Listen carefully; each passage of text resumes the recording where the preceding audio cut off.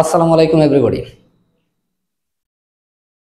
এখন আমরা এই যে প্রবলেমটা দেয়া আছে এই প্রবলেমটাকে সলভ করে দেখাবো। এখানে দেয়া আছে x cube equal to 3 to the power x। তাহলে x এর মান কত হবে, সেই x এর মানটা আমরা এখন বের করব। তো এখানে x cube equal to 3 to the power x, এখানকে থেকে আমরা প্রথমে x কে ফ্রি করার চেষ্টা করব। তাহলে কি করা যায়, এটা অর্থাৎ কিউব রুট করব, বোথ সাইডে কি করব, কিউব রুট। ওকে, কিউব রুট করলাম।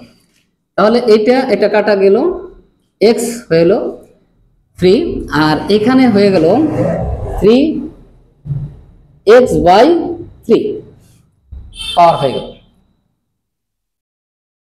তো এখন আমরা এইখান থেকে যদি আবার x পাওয়ার করি,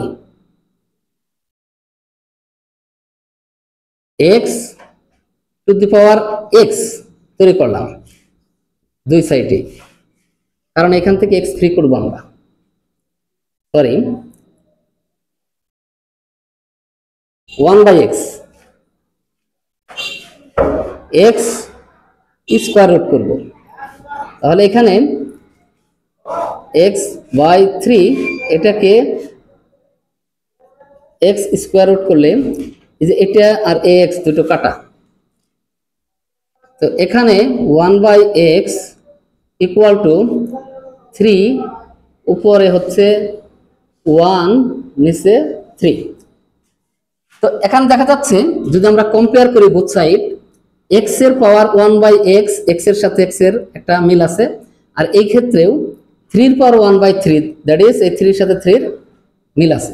অতএব আমরা লিখতে পারি 1/x ইকুয়াল টু 1/3। অতএব x ইকুয়াল টু 3। তো আশা রাখি তোমরা এই বিষয়টি বুঝতে পেরেছ। তো এভাবে যদি আমরা যে কোনো সমস্যা আমরা ফেস করি, তাহলে আশা রাখি এভাবে যদি চিন্তা করি তাহলে সেগুলো সমস্যার সমাধান করতে পারবো। ধন্যবাদ সকলকে। আসসালামু আলাইকুম।